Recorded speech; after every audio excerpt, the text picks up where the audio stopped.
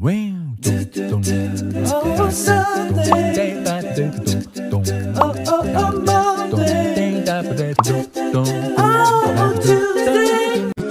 teman, namaku Stacy. Dan sekitar 1 tahun yang lalu, atasanku melakukan sesuatu yang buruk kepadaku yang berlawanan dengan keinginanku. Aku masih tidak bisa berhenti memikirkannya. Ketahuilah, aku tumbuh dalam kemiskinan, sangatlah miskin. Ayahku meninggalkan ibuku dan 6 anaknya ketika aku berusia kira-kira 10 tahun. Dia menghilang begitu saja. Dan kami hidup dalam perjuangan. Kami bahkan memakan makanan yang dibuang di tempat sampah. Ibuku berusaha dengan keras, tapi dia tidak sanggup melakukan semua ini sendiri. Jadi saat aku menginjak usia 18 tahun, aku mulai mencari pekerjaan untuk membantu merawat adik-adikku. Satu-satunya tempat yang mau mempekerjakan aku adalah sebuah toko kecil. Tetapi ada satu orang yang mengambil keuntungan dari kondisi keuanganku yang buruk dan menggunakannya untuk kepuasan pribadi. Itu buruk sekali dan hampir saja menghancurkanku dan keluargaku. Dia adalah Victor. Dia adalah seorang manajer. Dia adalah laki-laki paruh baya yang paling menakutkan yang pernah kutemui. Suatu saat aku membentaknya. Aku bilang jika dia tetap melakukan hal yang tidak pantas ini, aku akan melaporkannya ke bagian HRD. Tetapi dia hanya mendengus, dan aku tidak boleh dipecat. Tidak. Pekerjaanku adalah cara satu-satunya bagi keluargaku untuk tetap dapat makan dan bertahan hidup.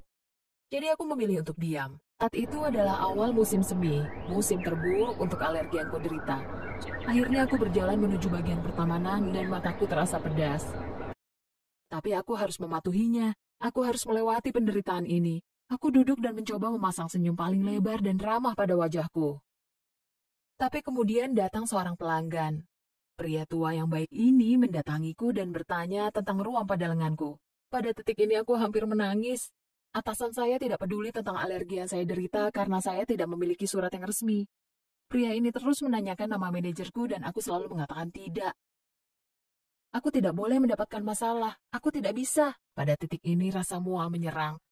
Aku muntah di tempat sampah dan aku mendengar diriku menyebut namanya dia Victor. Dia meyakinkanku bahwa aku akan baik-baik saja dan menyuruhku pulang.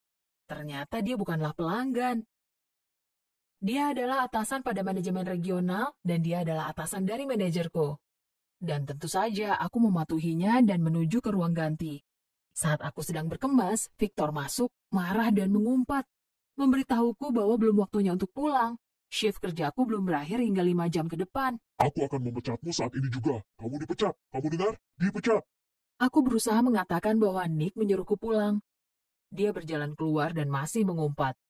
Aku tidak tahu apa yang harus aku lakukan, jadi aku berjalan ke tempat kerjaku lagi dan tidak tahu bagaimana menyelesaikan masalah ini. Tapi itulah saat aku berpapasan dengan Nick sekali lagi. Dia terlihat khawatir.